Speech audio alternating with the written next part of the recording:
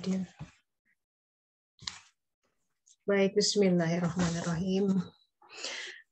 Mari kita mulai dengan menundukkan hati sejenak, menghadapkan hati kepada Allah Ta'ala, memohon dengan sangat agar majelis kita ini merupakan majelis yang diberkahi, walaupun singkat, tapi yang penting buat Allah sih kun fayakun ya.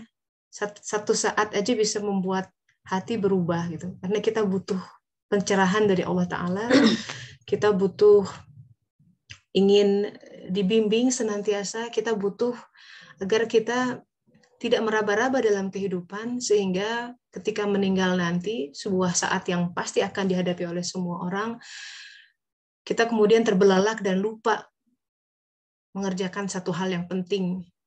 Nanti panik seperti anak sekolah yang belum mengerjakan PR dan dia harus masuk di pagi hari gitu.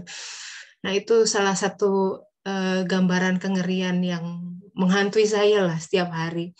Jadi saya mohon ya Allah, kalau sujud saat salat ya Allah, tolong bersihkan dengan kasih-Mu gitu ya, agar kita berpulang itu sudah bersih deh gitu, nggak ada kezaliman, tidak ada hal yang tertinggal, Allah ridho gitu. Nah, semoga Allah Ta'ala membimbing kita semua perlahan demi perlahan melalui kajian ini. Kita lihat apa yang Allah bukakan hari ini ya. Baik, bismillahirrahmanirrahim. Allahumma sholli ala Sayyidina Muhammad wa ala ali Sayyidina Muhammad. Sebelum kita masuk ke pembahasan buku, saya mau share nih, hari Minggu lalu tuh saya diundang ke pengajian Iqra namanya. Iqra tuh jadi ceritanya alumni Fakultas Kedokteran Unpad itu bikin sebuah yayasan. Jadi para dokter-dokter yang saya diundang oleh salah seorang dokter senior untuk memberikan wawasan gitu tentang bagaimana keadaan umat Islam di Belanda gitu. Saya siapkanlah, saya baca report macam-macam ya. Nah, itu saya bilang gini, menarik ketika saya mencermati, dan ini tidak terbatas pada dakwah di luar negeri ya, tapi pada kenyataannya ini adalah hal yang Rasulullah SAW contohkan. Kan kita suka pusing gitu ya, dibuat pusing dengan aduh suami saya belum sholat, aduh anak saya kurang tahajudnya, aduh ini, aduh itu gitu ya. What to do. Buat saya sih selain doa dan juga diomongin, diajarin, ucapkan secara lisan, but most of all, yang terpenting kita harus menjadi apa yang kita ingin dia menjadi gitu. Kalau kita ingin anak kita sholat, ya kitanya mesti sholat, ya enggak? Kalau kita ingin anak kita menjadi orang yang kokoh, teguh, kitanya harus menunjukkan, anak akan melihat kitanya marahan enggak, kitanya gampang patah, kitanya uring-uringan atau tidak. Itu semua hal-hal yang si anak akan serap. Nah, saya di sana bicara menekankan pentingnya dakwah bilhal. Sekarang kita berada dalam keadaan di mana bagaimanapun Islam pokoknya punya konotasi negatif aja ya. Kalau kita bicara tentang ini, kalau gini ya, waktu itu ada apapun yang terkait dengan terorisme, kita udah tegang gitu ya. Waktu Charlie Hebdo di Belanda itu ada pembunuhan juga, macam-macam lah, dan itu mengatasnamakan orang Muslim. Aduh, udah gini aja. Jadi yang kena semua gitu masalahnya. Oknumnya 1-2 ya bisa dihitung jari, yang kena semua. Nah, masalahnya kan media massa juga bombastisnya hal-hal yang seperti itu, yang negatif-negatif, hal-hal yang positif jarang sekali diangkat, walaupun ada. Nah, kemudian salah satu testimoninya adalah bahwa memang kita kurang contoh kok gitu ya. Jadi kalau mereka melihat mana orang Muslim yang baik, yang berprestasi, yang nggak cuma bicara agama kita, agama yang damai, tapi tunjukkanlah kedamaian itu di mana. Nah, itu jadi hal yang kurang dari kita, dan memang belum aja ini Islam lagi turun, kalau lagi di titik bawah itu tidak ada arah lain kecuali naik. Insya Allah ya. Jadi kita sedang menyongsong memang era kebangkitan Islam, seperti yang Rasulullah SAW prophecy gitu, beliau lihat gitu. Ya, ini is a pendulum zaman ya. Kita sedang berada di zaman seperti itu. Nah, kembali ke tadi ya, secara kita individual pun, terutama mungkin yang ada di belahan dunia yang dimana Islam bukan agama atau Muslim bukan mayoritas, maka kita akan terdampak oleh berbagai konsekuensi ya dari pergaulan. Beda lah pokoknya ya kan. Di sini cari masjid juga susah. Di Perancis mungkin pakai jilbab juga di sekolah agak susah misalkan, dan lain sebagainya. Nah, seperti itu adalah tantangan-tantangan yang kita hadapi dengan hati yang jernih, tidak perlu emosi. Ya, work with the flow gitu ya. Intinya adalah rahmatan lil alamin. Coba lihat dakwah Rasulullah ketika beliau mengutus Mu'adz bin Jabal ke Yaman. Ya, jadi yang ditekankan pertama adalah la ilaha illallah, tauhid dulu. Dulu juga gitu, fase Mekah itu yang ditekankan la ilaha illallah. Jadi kalau orang sudah mulai ada kecintaan sama Allah, mulai tumbuh kesadaran bahwa saya itu punya Tuhan gitu ya. Tuhan itu ada, itu aja dulu. Ya, Tuhan itu ada. Dia menciptakan saya, dia menciptakan kehidupan ini. Dia mengurus semuanya. Rezeki saya dia yang tanggung. Seperti hal-hal seperti itu, semua hal yang bersifat kajian tauhid. Begitu rasa ubudiahnya sudah muncul, baru diajarin sholat. Not the other way around. Masuk sholat dulu boleh kalau itu, tapi penekannya bukan di situ, karena orang langsung dijejali oleh syariat, kabur dia. Apalagi puasa langsung. Kalau kecuali yang bersangkutan mau because of like peer pressure atau malu sama pacarnya atau apa, ya silahkan. Tapi Rasulullah mengajarkan kepada Mu'adz, ajari mereka dulu tauhid, baru di syariat comes next. Kalau syariat tuh gampang kalau sudah ada rasa yang rasanya timbul gitu kepada Allah Ta'ala.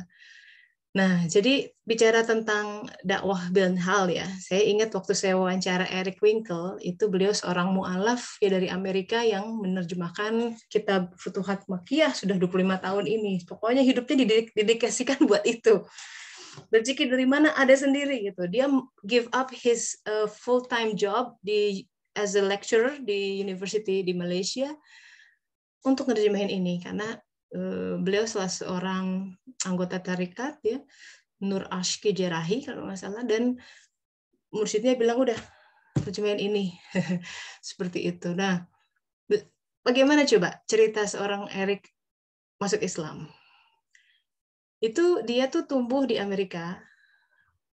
Sebenarnya orang tuanya itu bapak dari Estonia, ibu campuran Jerman mana gitu ya. Sempat tinggal di Swiss untuk beberapa lama dengan neneknya.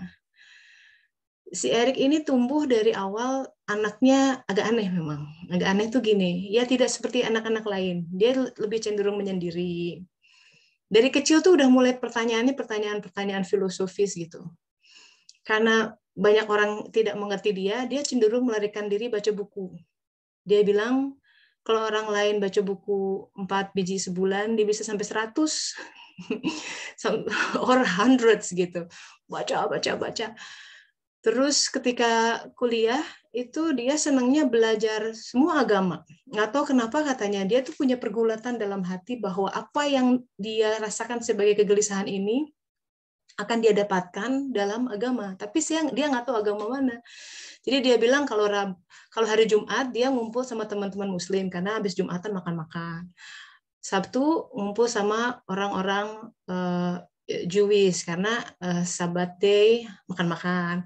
Minggu sama grup Kristen makan-makan lagi. Terus aja ganti-ganti karena semua orang Hindu gitu. Sampai dia pergi ke India dan lain sebagainya.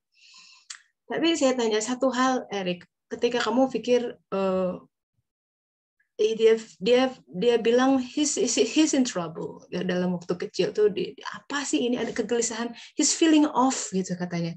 Saya tuh merasa off, nggak pada tempatnya, saya nggak nyaman, itu semua agak bikin depresi. Tapi satu hal yang membuat dia itu seperti the light at the end of the tunnel, itu bukan kata-kata ustadz, bukan apa yang diajarkan oleh ibunya, bukan apapun yang dia baca, tapi sebuah interaksi yang tulus dengan neneknya. Apa yang terjadi? Jadi gini, suatu saat si Erik kecil nih, masih zaman SD. Dia tuh suka mancing. Ada Lake Geneva, Danau Geneva. Nah, si neneknya tahu Erik ini suka mancing. Hampir tiap hari dia bawa ke situ. Kan ditemenin ya, namanya anak kecil ditemenin sama neneknya. Nah, di danau itu kan suka ada orang tua yang sambil berjemur gitu ya di musim panas. Ada yang setiap hari ada di situ. Jadi dia tahu, ada beberapa orang yang tahu si nenek itu datang ke tempat itu jam sekian sampai jam sekian sama cucunya. Terus ada yang nyeletuk. Wow, katanya. Ke si nenek itu, kamu pasti suka sekali memancing ya, katanya. Terus kata neneknya, enggak, saya enggak suka memancing. But Erik does, katanya. Dalam bahasa Jerman, dan Erik ngerti gitu bahwa dia overheard percakapan itu, di situ dia paham neneknya sebenarnya nggak suka mancing, tapi tuh nemenin Erik karena dia sayang sama Erik. Dia nggak bilang neneknya juga buat I love you so much Erik, enggak, tapi dengan perkataan, dengan tindakannya Erik tahu that he's being loved. Hal itu sahabat-sahabat itu bikin it's opening dalam diri anak. Coba camkan ya. Saya itu lihat, oh ini testimoni seseorang. Jadi jangan anggap remeh act of kindness sekecil apapun itu. Karena kalau itu tulus ya, ikhlas, barangkali itu yang menyelamatkan dia nanti di puluhan tahun ke depan. Karena dia mengingat suatu saat di mana ketika seseorang melakukan itu dengan tulus, sebenarnya dia menjadi perpanjangan tangan Tuhan untuk menyentuhkan cahaya ke dalam hati seseorang. Dan itu yang mahal. Makanya ketulusan itu sangat permata yang sangat sulit untuk dicari. Karena biasanya orang melakukan sesuatu dengan punya motif. Ya enggak? Sahabat yang tulus itu sulit dicari. Biasanya orang dekat kalau kita punya keuntungan untuk yang bersangkutan dan lain sebagainya. Tapi ketulusan itu kemudian bisa ditangkap oleh hati. Nah, so the moral of the story is do good anyway, gitu ya. Tidak hanya sekedar kepada anak, kepada yang terdekat, siapapun, tetangga, strangers, gitu, orang yang kita temui entah di supermarket, di jalanan, kita tidak pernah tahu.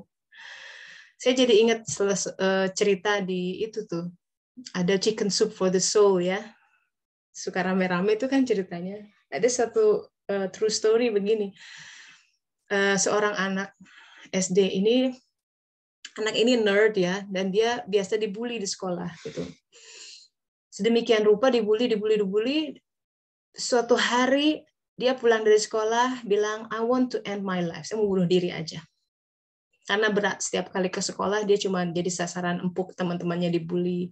Dia sudah tidak melihat, udahlah nggak ada yang care sama saya.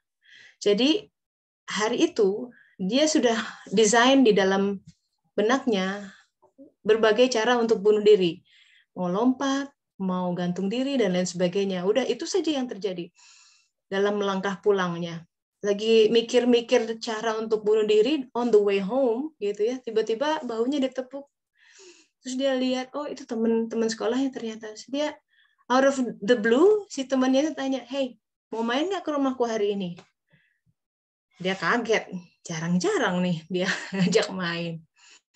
But why not? Dia bilang, just in case this is my last day gitu kali ya dalam.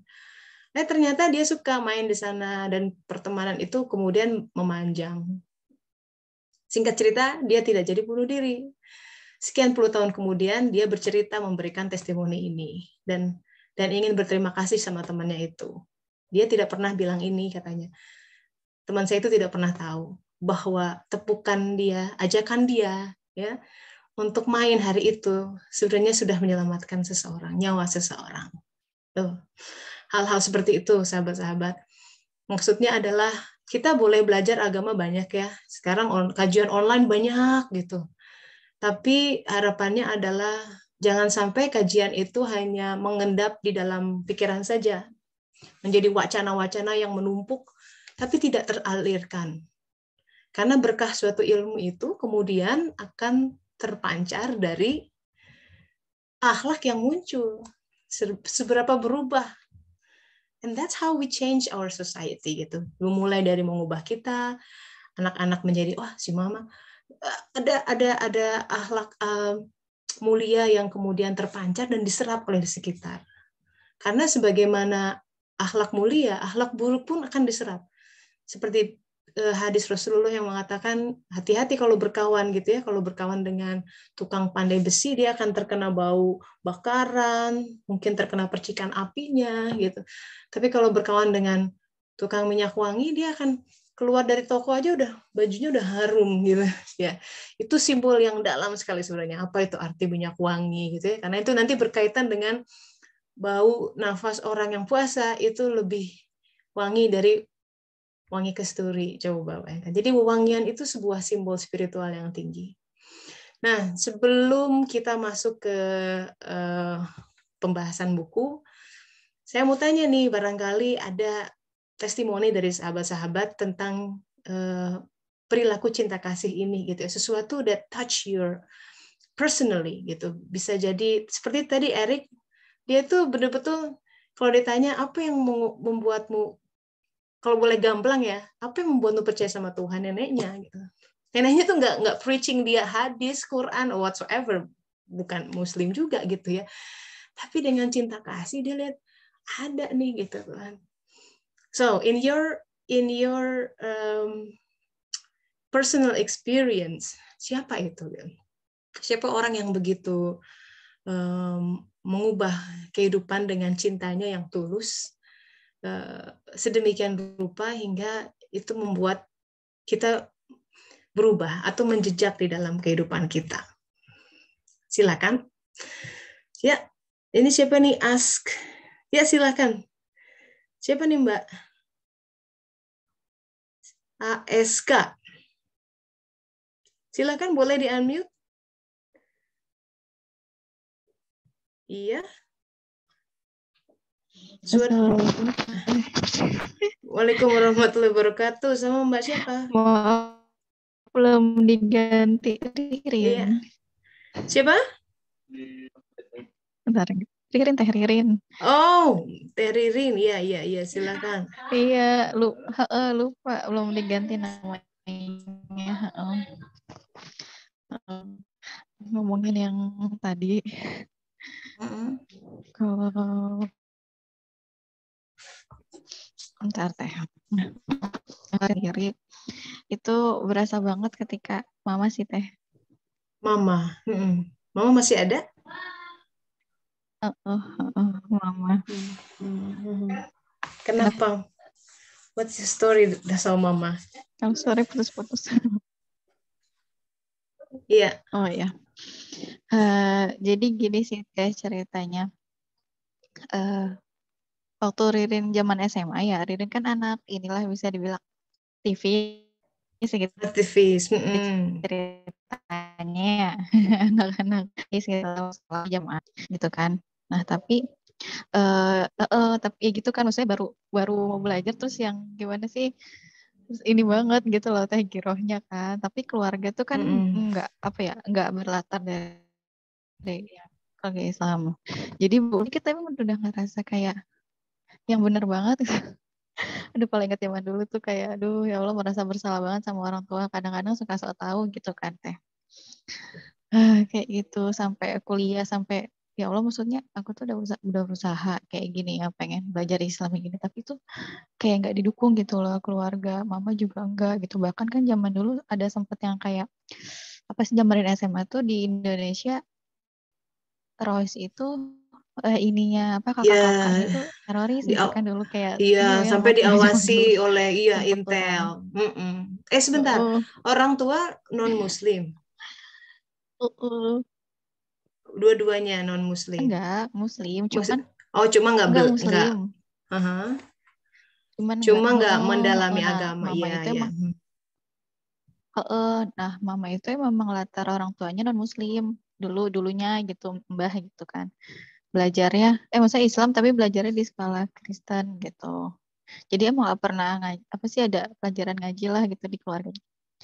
kayak gitu.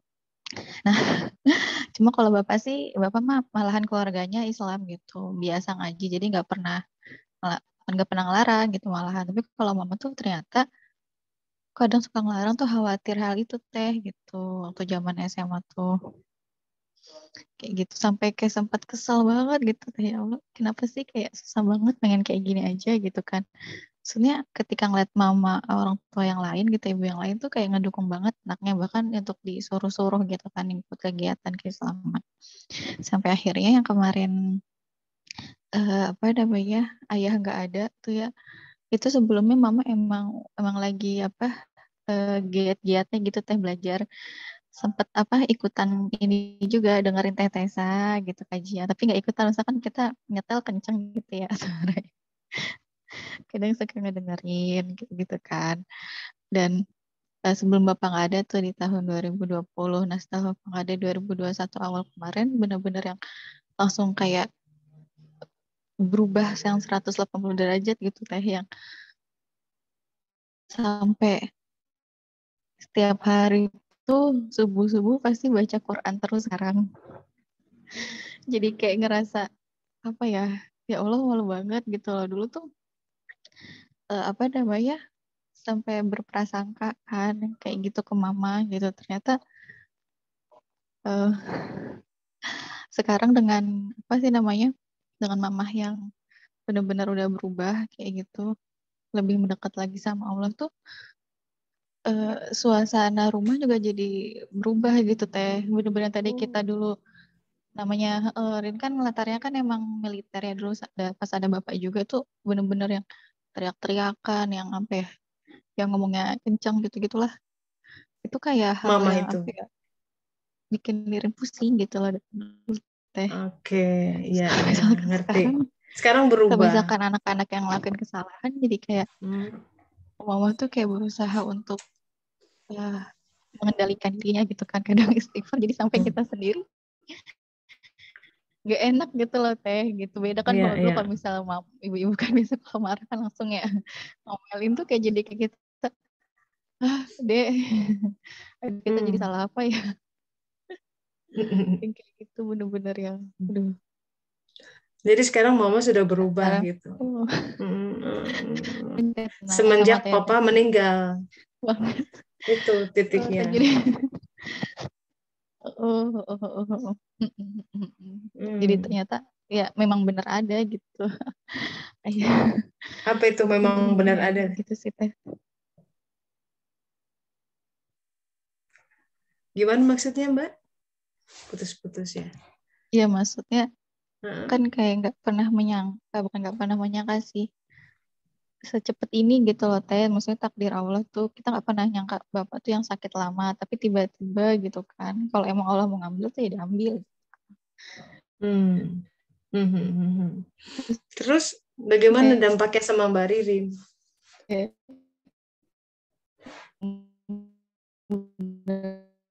Oh, putus-putus nih, Mbak. bener ini banget gitu, mama bilang biar kita bisa berbaik. Kenapa teh maaf, Ini saya atau Mbak Ririn yang putus-putus? kayaknya saya Oke, oke, oke. Ya, mungkin ya udah ininya sambungan internetnya ya. Oke, it's okay. Thank you for sharing, Mbak Ririn ya. Tuh, ya jadi ya itu dinamika kehidupan ya. Orang tua tuh bisa berubah.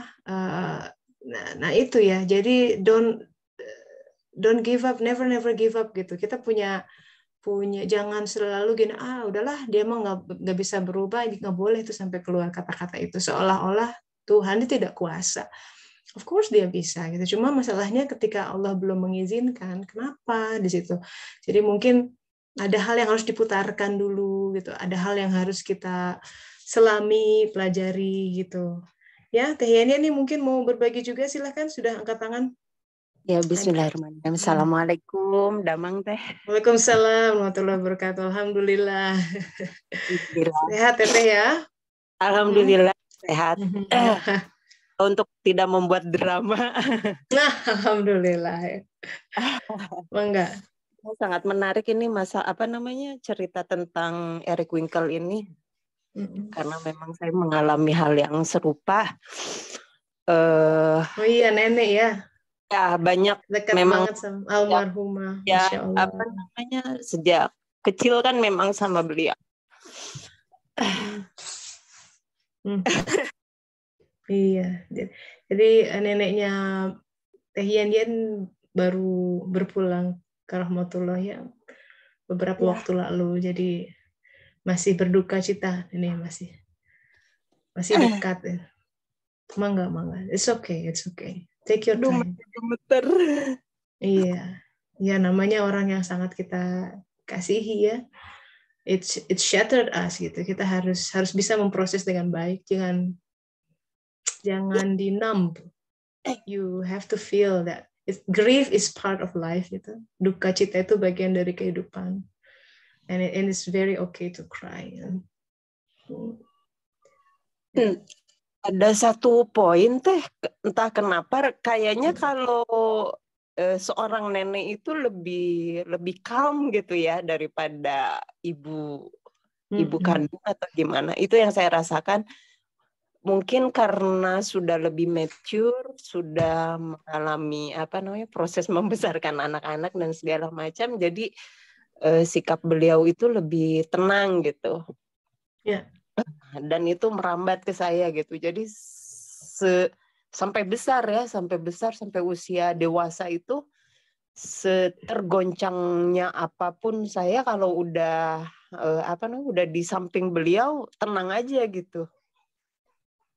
Tidak pernah ada judgement atau apapun gitu. Pernah saya berada di titik paling rendah saat sudah dewasa gitu.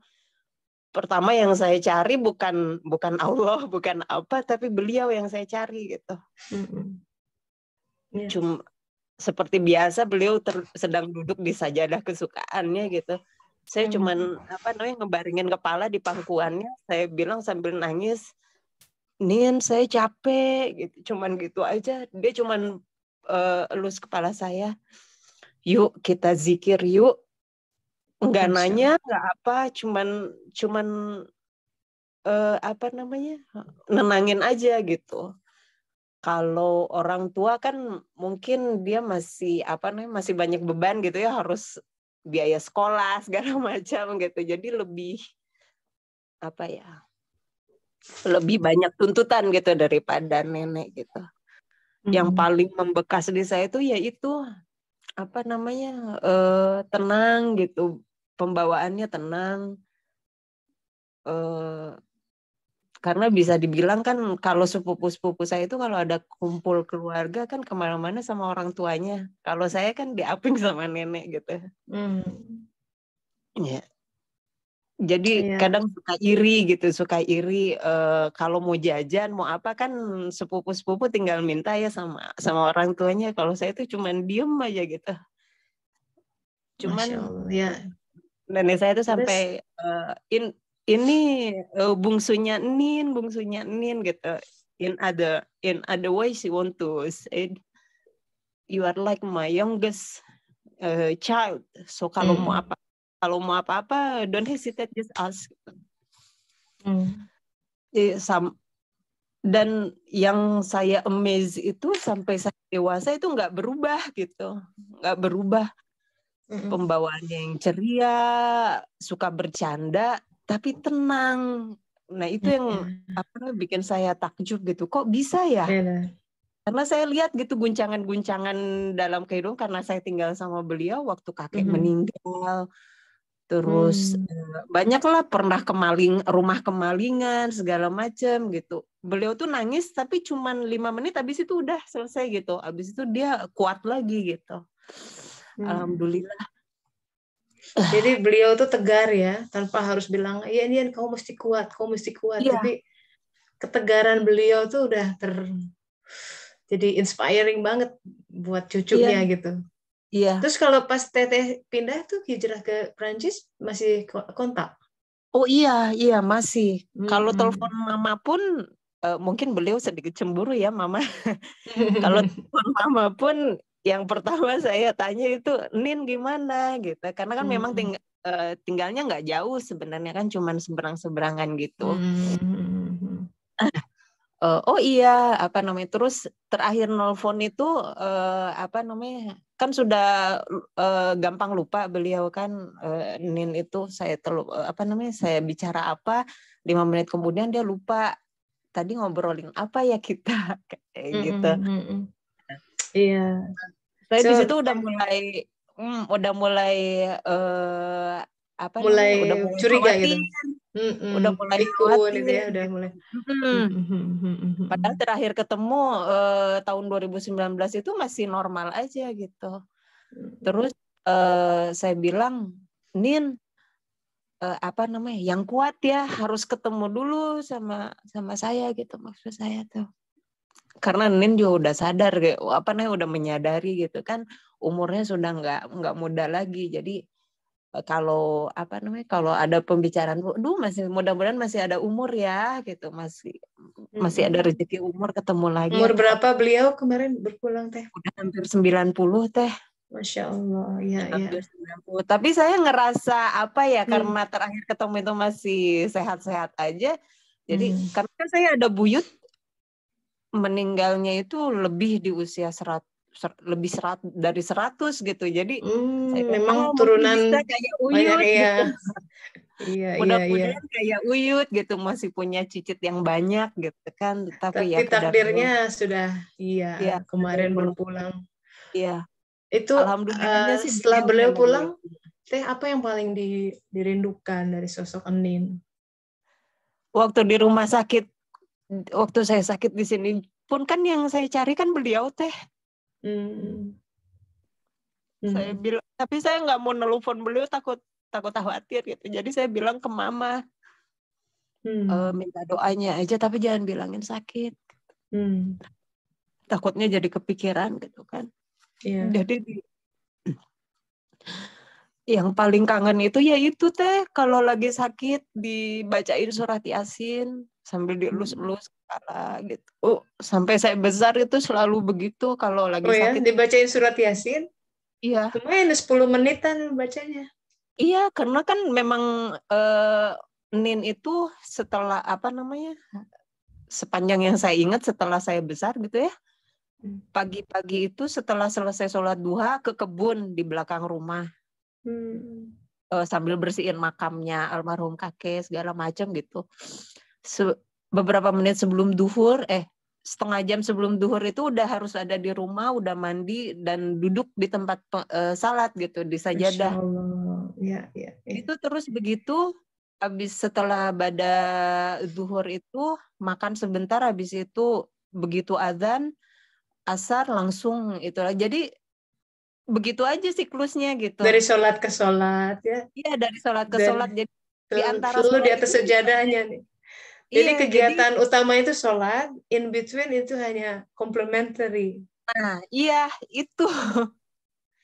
Jadinya saya tuh seneng gitu kalau misalnya visit ke rumahnya beliau itu tahu di mana nyarinya gitu. Pasti ada di kamar, di atas sejadah, di pojokan sajadah, iya, di pojokan sholatnya. Dari kecil itu seperti itu. Jadi maghrib ke isya itu nggak pernah beranjak, duduk aja di situ. Jadi kabarnya ya teh, kalau almarhum orang yang meninggal tuh dibicarakan kebaikannya, mereka tahu tuh dan dapat berkahnya. Ya, jadi Nin tahu dari ini cucunya lagi ngomongin saya. Alhamdulillah gitu ya. Jadi di alam barzahnya nyala, tambah terang, tambah lapang. Dijauhkan dari kesempitan, dari himpitan yang bisa dikatakan sampai meretakkan tulang gitu himpitannya tuh. Kalau hati kita di dunianya sempit, di sana sempit, sahabat, nauzubillah. Jadi alam kubur di sana itu ya tergantung bagaimana kita mengurapi ya, membereskan hati kita di saat ini. Dan alam barzah itu baru surga atau neraka pendahuluan, nauzubillah. Jadi kalau di alam barzahnya udah repot, aduh, masya Allah. Makanya butuh banyak istighfar, butuh banyak taubat yang benar, butuh banyak amal ya. Kan 3 hal semua hal terputus dari anak Adam kecuali 3 hal. Ya jadi ada amal jariah, doa anak soleh, hal seperti itu kan kita butuhkan di sana. Nah, ini semoga termasuk doa anak soleh, termasuk doa dari keturunannya ya yang senantiasa kirim terus ya, kirim yasinan gitu, Iya, kirim itu ya salah khusus satu lah doa. Dan kebiasaan yang saya sebenarnya disebut lanjutkan dengan selama doa ini. itu tidak hanya sekedar doa yang dibacakan, karena pada intinya hal yang kita lakukan tuh bisa berwujud sebagai doa gitu. Kalau anaknya berbuat suatu kebaikan ya, ngurus anak-anak dengan baik, dengan zikir, itu nyampe tuh ke sana gitu. Jadi doa itu luas makna dari doa. Gitu, alhamdulillah. Jadi nenek ya memang ya mengubah. Saya juga nenek tuh yang sangat berkesan sama. Nggak tahu kenapa ya Masya nenek-nenek itu Allah. iya ya. Jadi Masya Allah. ibu dari ibu saya itu figur yang sangat lucu. Bukan lucunya gimana ya? Aduh, mukanya tuh pokoknya kalau saya ingat Mbak tuh selalu tersenyum. Nggak pernah lihat beliau cemberut sedikit pun. Beliau itu perempuan yang berhati besar. Jadi beliau menikah dengan kakek saya, itu kakek sudah dalam posisi berduda. Istri pertamanya meninggal. Bawa anak laki-laki.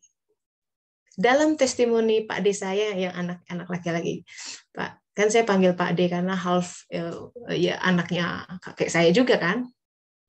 Jadi waktu mbah saya meninggal, itu yang anak yang paling nangis itu justru anak tirinya ini. Saya lihat sendiri. Jadi begitu sudah dikuburkan ya, tambur bunga, kita udah mau pulang, Pak Desis ini nggak tega gitu, nggak itu pokoknya momen itu semua nangis lagi lihat beliau gitu katanya. Jadi pusara makam yang ada ditaburin bunga itu dia peluk lagi saking dia merasa kehilangan. Dan dia bilang gini, aduh jadi sedih gitu. Dia bilang saya itu anak tiri tapi nggak pernah dibedakan, dia bilang semua disama. Dia tidak pernah membuat saya merasa seperti anak tiri, dia bilang. Sama seperti yang lain cinta kasihnya. Sedemikian rupa sampai itu anak kandungnya beliau tuh 12 ya. 12 anak. Coba bayangkan zaman dulu. 12 anak zaman itu loh. Beras ngantri itu zaman Soekarno tuh ya, katanya semua di ransom. Sembako di ransom. Dan kakek saya itu almarhum, beliau tukang cat. Bikin billboard di Malang itu. Jadi kalau kan ada namanya pabrik rokok Bentul, nah ya, terus ada billboard besar yang ngelukis kakek saya. Nah kalau lagi dapat proyek gede-gedean dapatnya, tapi kalau lagi sepi gitu ya. Tapi nenek saya tidak pernah komplain gitu katanya, anak-anak selalu ceria, selalu sabar ya menghadapi ya pasang surut kehidupan. Gimana pun caranya itu semua 12 anak hidup. Suatu hari katanya buat makan malam cuma lauknya cuma ada telur 2. Nah, gimana caranya dibagi 12 anak dan suami istri. Akhirnya nenek saya telur 2 itu dicampur sama terigu yang banyak supaya jadi pancake besar gitu. Lihat telur dadar yang besar. Terus kakek saya selalu gini, anak-anak dulu yang makan, saya terakhir gitu. Jadi dipotong kecil-kecil. Nah, hal seperti itu.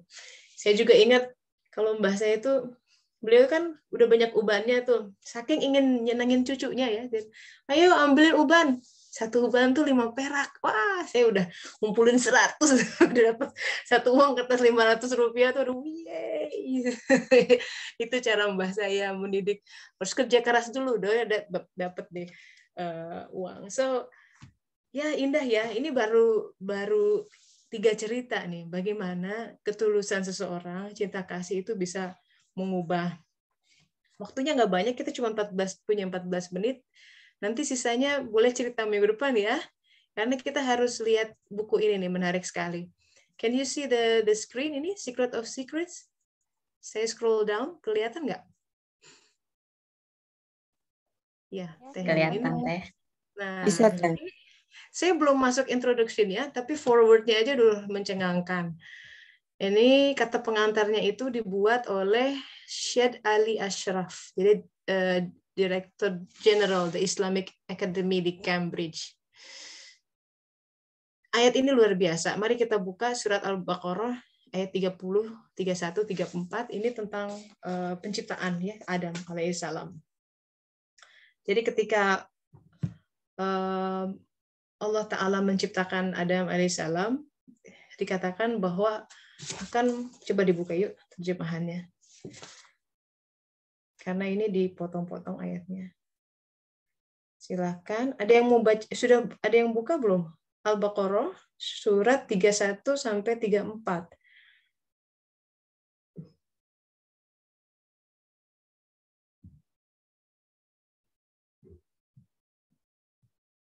Surat kedua 31 sampai 34. Nah ini ya. Auzubillahi minasyaitonirrajim. Bismillahirrahmanirrahim.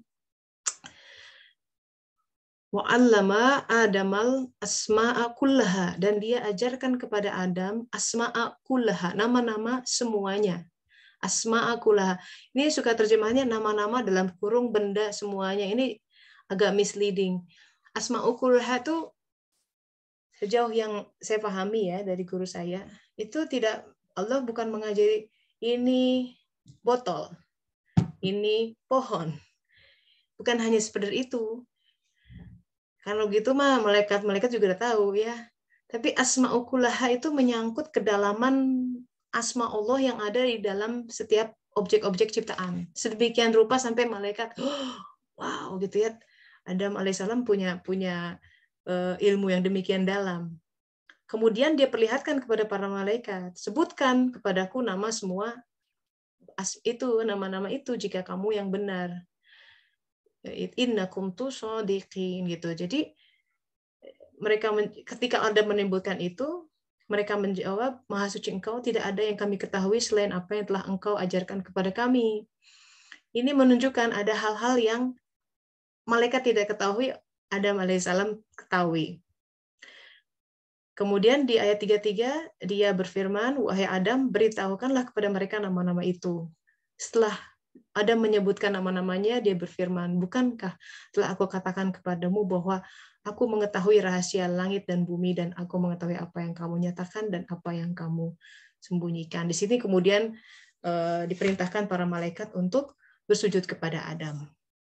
Nah, so di sini dia bilang, when Allah created Adam alaihissalam, He made him superior to the angels by endowing him the knowledge of the essence of the entire creation. Jadi ada sebuah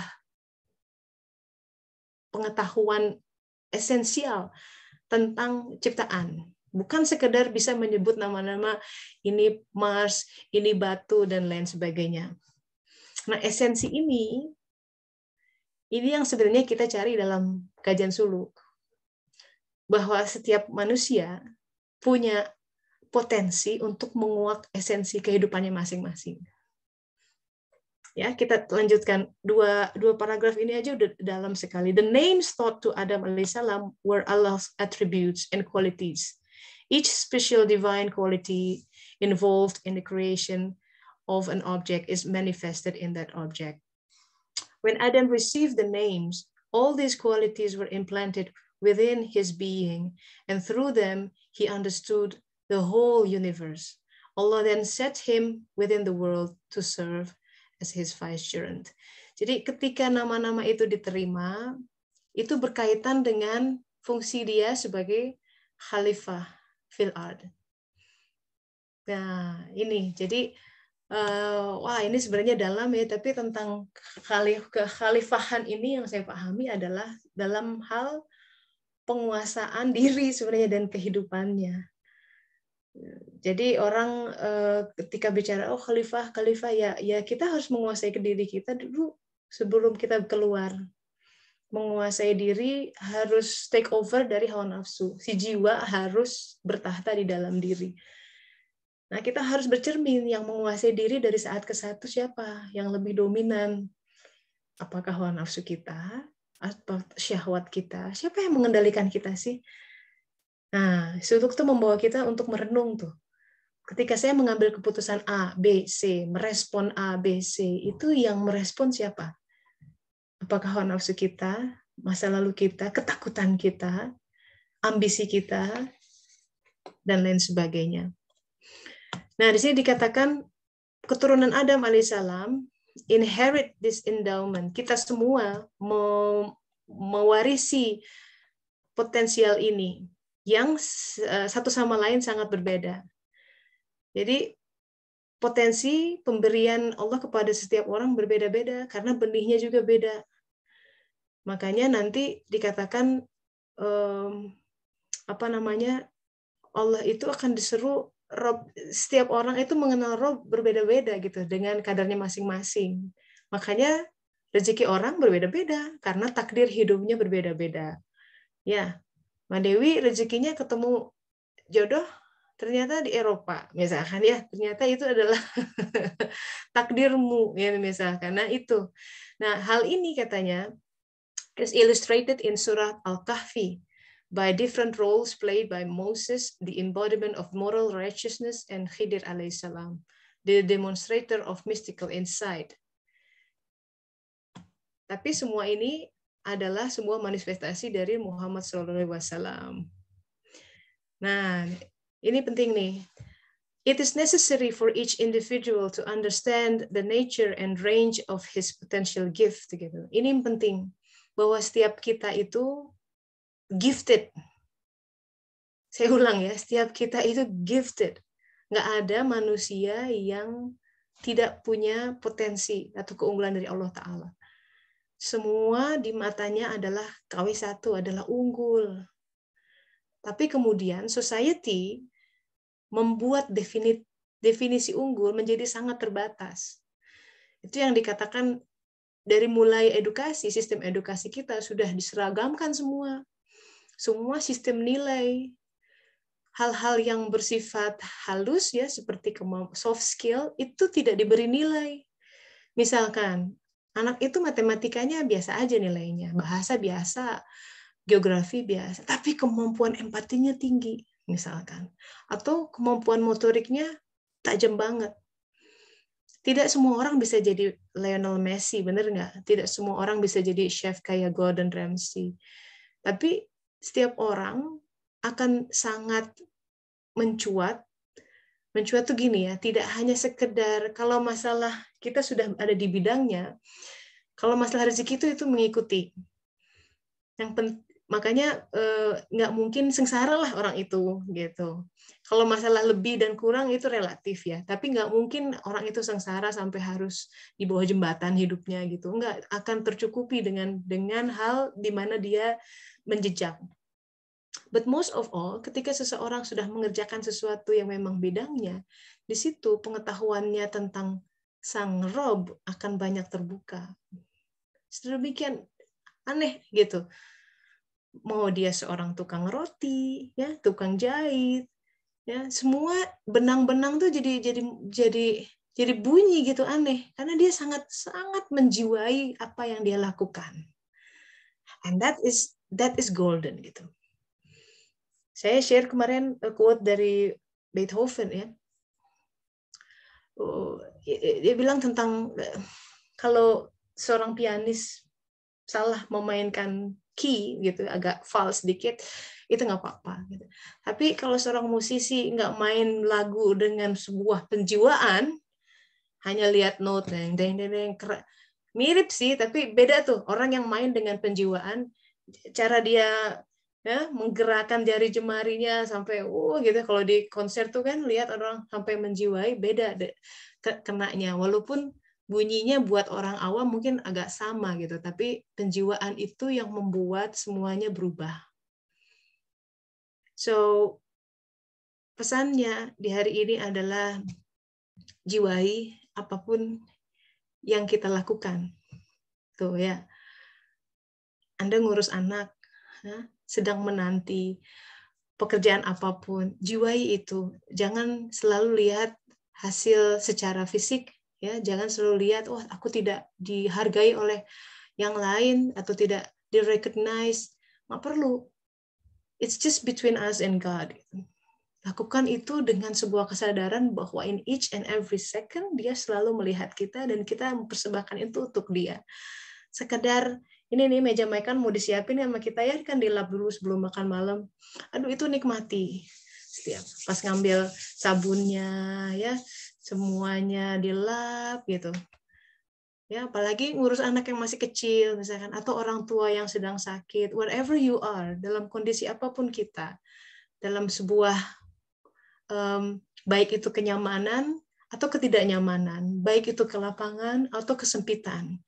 Jangan tertawan oleh bentuk-bentuk lahiriah. Karena itu hanya akan terus berganti, sahabat-sahabat. Ingat, that is the heartbeat of life. Nggak mungkin hidup tuh lapang terus. Seperti halnya nggak mungkin jantung tuh dilatasi terus mati orang. Dan nggak mungkin hidup itu sempit terus. Jadi ada lapang, ada sempit. When we understand it, that this is the dance of life, so you'll be okay dengan apapun keadaan yang ada. Nggak perlu kaget, misalkan, aduh ini lagi kurang, biasa, nanti juga lebih lagi. Atau kita lagi lapang nih, nggak usah. Kemudian save for the rain season gitu. Kita harus tahu bahwa ini bakal berakhir hal-hal seperti ini. Nah, kalau kita punya agility seperti itu dengan sebuah kesadaran bahwa ya inilah hidup, maka kita tuh jadi lebih angguh gitu menghadapi kehidupan, jadi lebih prepare, nggak kagetan. Ya, sebelum berakhir ada waktu nih, barangkali ada yang mau share atau bertanya, silahkan, boleh, berkaitan dengan buku yang barusan dibaca. Gitu ya Mbak Dewi ya, sama juga tuh. Jadi kalau main musik cuma ngikutin partitur beda kan ya, sama yang wah dihayati itu beda, sambil meremelek gitu mainnya. Benar nggak sih? Yang denger juga beda teh. Karena kalau misalnya saya di depan guru gitu, mainin ini, oke, saya mainin berusaha untuk mengikuti apa yang ada di partitur gitu ya. Tapi salah. Iya, udah gitu tegang gitu ya. Wah, harus. Dia bilang, jangan terlalu keras loh. Memang harus keras kan di forte tulisannya, saya bilang gitu. Ya tapi nggak gitu caranya. Coba kamu mainin dengan cara seperti ini. Jangan mikirin saya deh, jangan mikirin saya di sebelah kamu. Ya udah saya mainin, pokoknya saya nggak mikirin lah itu salah pencet atau enggak gitu. Nah itu, kayaknya nggak ada bedanya. Orang lain yang dengar, kalau saya yang enggak. Ya itu baru musik ya. Iya. Allah itu sangat tajam pendengar. Dia tahu amal-amal mana yang pakai hati dan enggak gitu. Beda ketangkepnya. Iya sih. Kelihatannya aja keren gitu ya, tapi nggak dijiwai, dia tahu beda. Anak juga bakal tahu kok kita lagi ngomong sama dia dengan penuh perhatian atau sambil lihat gadget, dia akan tahu. Dia akan nggak keluar semua gitu. Tapi kalau kita menghadapkan hati kita, ini beda tuh yang keluar. Mama gini kan, hal-hal yang tak terduga, hal-hal yang dia tadinya nggak ngomong, misalkan, oh iya tuh, jadi gitu. Jadi hal itu, penjiwaan itu membuat semuanya berubah, beda. Kita pun menjalaninya dengan sebuah kenikmatan yang luar biasa kan, beda dengan kalau tidak dijiwai. Iya, jadi udah berapa lama nih kursus piano? Sebenarnya sih dulu waktu kecil, sampai SMP gitu, tapi karena berhenti, ya udah berhenti, udah lama. Baru mulai lagi setelah menikah, karena ya apa ya? Wah hebat. Pakai buku aja. Apa? Sekarang mah udah macam-macam. Kadang-kadang dikasih Mozart. Lagunya udah advance dong ya. Dan lagu apa nih? Macam-macam teh. Anak saya yang laki-laki baru bingo lagunya. There was a la la la la la. Yang penting mah ya dihayati. Saya lihat sih. Anaknya senang. Ya dia yang minta soalnya. Dulu saya juga waktu SMP tuh kursus les piano. Wah, di Lala belum rezeki ya, gurunya tuh galak banget. Emang guru-guru Indonesia galak. Aduh. Jadi aku ada PR salah sedikit, gitu. Aku nggak suka gitu. Aku bilang, aku tuh ini udah voluntary ya, namanya les kan kita bayar ya di Braga Music School waktu itu di Bandung. Udah bayar mahal-mahal, aku dimarahin, ngapain juga aku kesini begitu. 2 bulan berhenti. Buku Leila Fletcher, padahal seneng, selalu ada. Jadi aku nggak punya basic memadai itu tentang kunci-kunci notes, ya. but I still play by heart aja gitu. That's good. So kapan-kapan aku lihat dirimu main ya. Nanti sore saya les teh. Rekam dan kirim. Siap. Ya gitu ya. So yeah, that's amazing. Today kita belajar tentang makna kasih sayang dari orang-orang yang dekat. I'm sure everyone punya seperti itu ya, punya pengalaman berinteraksi dengan nenek, ayah, ibu. Ketulusan mereka itu nyampe banget gitu. Ketulusan mereka nyampe banget. Satu hal yang ya contoh ya.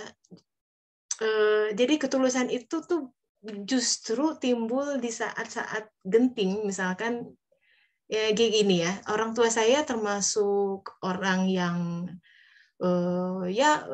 menengah lah, maksudnya mampu secara finansial sampai suatu saat buminya dikeringkan. Jadi ada krismon ya, ditipu orang sampai satu persatu propertinya hilang.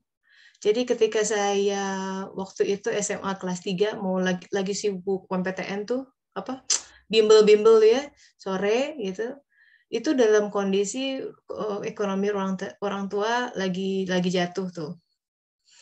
Dan tidak hanya itu, mama sama papa saya berpisah. Jadi udah itu hanya berkat rahmat Allah Ta'ala. Kalau enggak, I don't know how to survive that gitu, karena semuanya tiba-tiba berubah 180 derajat. Tapi saya jadi dibawa lebih fokus sama bimbingan belajar pada saat itu. So to wrap up this session, bagaimana ketulusan itu bisa mengubah? Ada satu kalau saya ditanya pengalaman sama almarhum papa saya yang paling terkesan, banyak sebenarnya. Pengalaman yang berkesan itu. Wah, beliau sering ngajak main, sering beliin saya ini itu. My first camera itu saya dapatkan dari beliau waktu saya umur 7 tahun, karena beliau fotografer dan juga wartawan ya. Jadi kemana-mana bawa kamera. Nah, kan dia tahu anaknya seneng cetrek-cetrek, dia belikan saya kamera pocket. Tapi buat saya yang paling berkesan itu justru ketika beliau dalam masa kekurangan gitu. Saya tahu beliau lagi nggak punya duit lah ya. Beliau tuh dulunya editor di salah satu koran besar di Bandung, tapi kemudian mengundurkan diri karena ketidakcocokan lah dengan owner. Sedemikian rupa hidup tuh hanya dari menulis honorer. And I remember 27th April ya, itu ulang tahun saya. Which is ibu saya nggak pernah ngucapin ulang tahun or celebrate it. That's just not her. Growing up, saya cuma menerima, beliau tidak pernah belajar itu, gitu. So I have no resentment. Tapi papa saya selalu datang, selalu celebrate. Saat itu saya baru pulang les bimbel tuh di Ganesha Operation, jalan apa tuh yang di belakang BIP tuh, Purnawarman. Saya nggak tahu, tiba-tiba papa saya melambai-lambai. Saya baru ingat, oh iya, today is my birthday, katanya. Let's go celebrate, katanya. Terus dia bawa saya, waktu itu kebetulan ada pameran buku di Braga, and dia tahu saya suka buku, dan saya lihat-lihat buku gitu ya. Saya tahu, ambil satu buku sok yang disuka, mana aja katanya gitu. Mana aja, terus saya tahu bapak saya lagi nggak punya banyak duit ya. Mana cari-cari, di situ ada tumpukan buku obral. Saya nemuin bukunya Al-Ghazali itu, Minhajul Abidin. Harganya 9.900, masih ingat. Ini aja deh, nggak begitu mahal.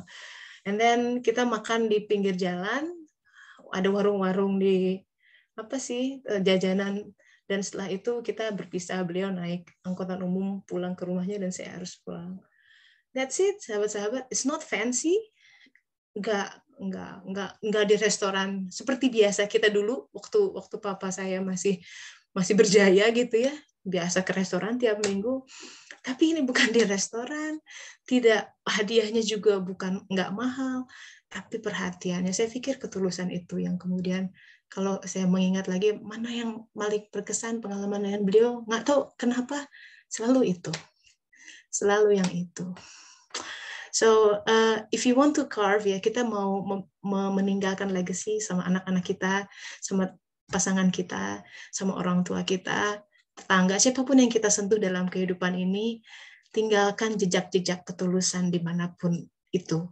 Bahkan misalkan hanya memberi segelas kopi, tapi dengan ketulusan itu, nggak tahu kenapa sih orang itu, saya tuh ingat kalau dia ngasih kopi itu nggak tahu kenapa enak banget. Nah itu berkah ketulusan sahabat-sahabat. Gimana caranya supaya tulus? Zikirnya masalahnya, ya Allah ini buat dia, tulus. And that's how. Semoga bermanfaat. Thank you for sharing and thank you for listening to all my story. Semoga bermanfaat ya. Insya Allah minggu depan kita lanjutkan pertemuan berikutnya. Kita tutup dengan hamdalah dan doa akhir majelis. Alhamdulillahirabbil alamin. Subhanaka Allahumma wa bihamdika asyhadu an la ilaha illa anta astaghfiruka wa atubu ilaik. Alhamdulillah. Alhamdulillah. Terima kasih. Assalamualaikum warahmatullahi wabarakatuh. Terima kasih semua. Terima kasih, Tessa. Terima kasih. Sama-sama. Assalamualaikum. Assalamualaikum warahmatullahi wabarakatuh. Assalamualaikum semuanya. Waalaikumsalam. Assalamualaikum.